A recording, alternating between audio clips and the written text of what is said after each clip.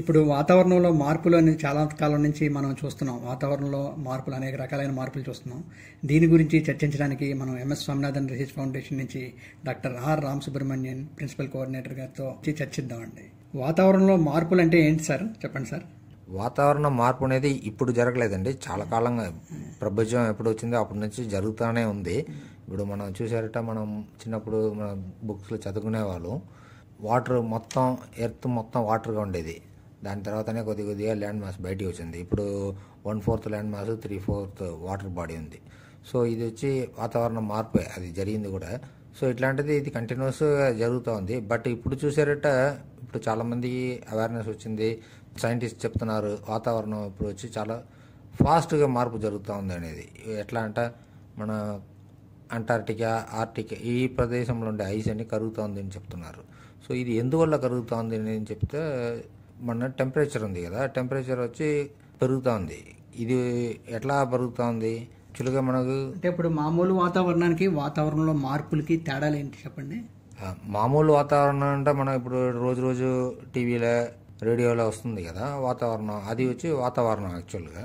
But వాతావరణం మార్పు అనేది అట్లీస్ట్ 100 సంవత్సరాల్లో ఉండే మీన్ టెంపరేచర్, అదే ఉష్ణోగ్రతలో ఎంత మార్పు వచ్చింది.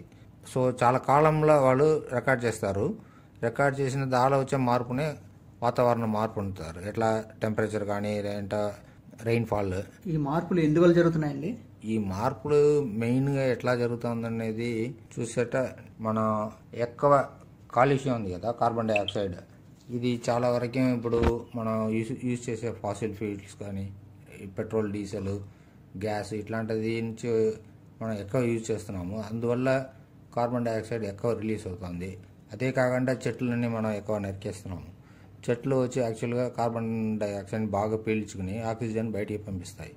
సో ఇట్లాంటి దీనివల్లనే మనకు ఇప్పుడు కార్బన్ డైఆక్సైడ్ లెవెల్స్ చాలా పెరిగిపోయింది. ఇప్పుడు చూసారట, ఒకప్పుడు 0.03 పీపీటీ ఉండేది, ఇప్పుడు దాదాపు 0.04 పీపీటీ వరకు, పీపీఎం వరకు వచ్చింది. ఆల్మోస్ట్ 50%, 60% ఇంక్రీజ్ వచ్చింది.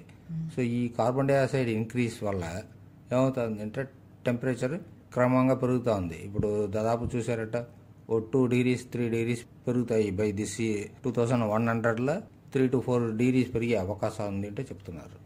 ఈ వాతావరణ ముప్పు వల్ల సముద్ర తీర ప్రాంతాల్లో ఏ విధంగా కనపడుతుంది మనకి ఈ ముప్పు? ప్రపంచాన్ని చూసారట, వాతావరణ మార్పు వల్ల ఎక్కువ ప్రజలు నష్టపోయేది ఈ తీర ప్రదేశంలో ఉండే జనాలే. యాక్చువల్గా చూసారట, మనకు తీర ప్రదేశంలో చూసారట ఈ పాపులేషన్ దగ్గర జనాభా చాలా ఎక్కువ. సో ఎందువల్ల అంటే మన తీరం వచ్చి చాలా ఎక్కువ రిసోర్సెస్ ఉంది, వనరులు. ఆ వనరుల పైన ఆధారపడి చాలామంది జనాభా బతుకుతున్నారు. బట్ క్లైమేట్ చేంజ్ వల్ల ఎక్కువ నష్టం అందువల్ల మనకు మన జనాలకు జరగచ్చు. ఇప్పుడు మత్స్యకారులు చాలామంది అండి చేపలు ఎక్కువగా పట్టలేదని చెప్తున్నారు. దగ్గరలో ఎక్కువ దూరం వెళ్తేనే చేపలు ఎక్కువగా పడుతున్నాయి అన్నారు. దానికి వాతావరణ మార్పులకి ఏమన్నా సంబంధం ఏమన్నా ఉందంటారా? యాక్చువల్గా చాలా ఫ్యాక్టర్స్ ఉంది దీనిలో. చేపలు దొరకపోవడానికి కారణం మన రకరకాల వలలు, దాని తర్వాత దగ్గరలో దొరకట్లేదు అన్నారు, ఎక్కువ దూరం వెళ్తేనే దొరుకుతున్నాయి. వాతావరణం కూడా దీని ఒక కారణం. యాక్చువల్గా టెంపరేచర్ బాగా పెరిగిపోతుంది, అందువల్ల సముద్రం లోపల కొద్దిగా చల్లగా ఉండే, దీనివల్ల ఫిషెస్ మైగ్రేట్ అవుతుంది. దాని తర్వాత కొద్దిగా చేపలు ఈ టెంపరేచర్ పెరిగిన దానివల్ల అంతరించిపోయే అవకాశాలు కూడా ఉంది అని చెప్తున్నారు. ఇప్పుడు ఈ వాతావరణంలో మార్పులు మనం అడ్డుకునేందుకు ఏమైనా తీసుకోవాల్సిన చర్యలు ఏంటంటారండి? ఈ వాతావరణ మార్పును అడ్డుకునేందుకు మనకు కొద్దిగా అడాప్టేషన్ అట్లాంటిది మనం చేసుకోవాలి. ముఖ్యంగా మన తీరంలో ఇప్పుడు చూసారట, వనరులు చూసారట, మడ అడవులు లేదంటే తీరంలో ఉండే చెట్లు చాలా వరకే ఉంది. దాన్ని మనం కాపాడుకోవాలి. యాక్చువల్గా ఈ మ్యాంగ్రూవ్స్, ఇట్లాంటి కోరల్ రీఫ్స్, సీగ్రాస్ బెడ్స్, మడ చెట్లు ఇట్లాంటిది మనం కాపాడితే ఇది ఎక్కువ కార్బన్ డైఆక్సైడ్ని అసిమిలేట్ చేసి మనకు పెట్టుకుంటాయి. దాని తర్వాత కొద్దిగా మనం వాడే డీజిల్, పెట్రోల్ ఇట్లాంటిది కొద్దిగా తగ్గించుకొని ఉంటే కొద్ది వరకు ఈ వాతావరణ మార్పు నుంచి మనం బయటికి రావచ్చు. ఇప్పుడు ఈ మడ అడవులు ఉన్న ప్రాంతాల్లో తుఫానుల తీవ్రత కొంచెం తగ్గుతుందంటారు, అది నిజమేనండి?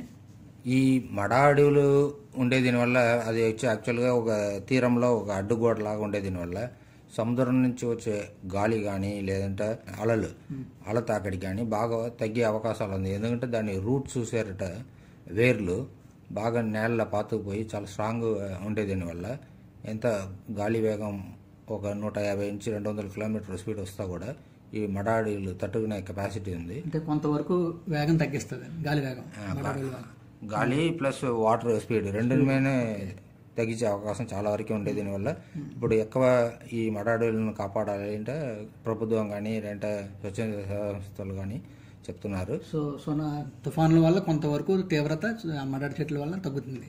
అలాగే సునామీ ఎఫెక్ట్ అంతవరకు దీని నుంచి మనం సేవ్ చేయవచ్చు. అదే తీరంలో ఏ ప్రాబ్లం వస్తా కూడా ఇట్లాంటి చెట్లు, దాని తర్వాత sea grass beds, coral reefs ఇట్లాంటిది ఉండే దీనివల్ల మత్స్యకారులకు కానీ లేదంటే కోస్టల్ ఉండే మిగిలిన జనాలకు కూడా అది ఎక్కువ ఉపయోగపడతాయి. ఎందువల్లంటే గాలి వేగం కానీ లేదంటే వేవ్ స్పీడ్ కానీ తీరంలో వచ్చేటప్పుడు ఇట్లాంటి వనరులు మనకు తగ్గిస్తాయి.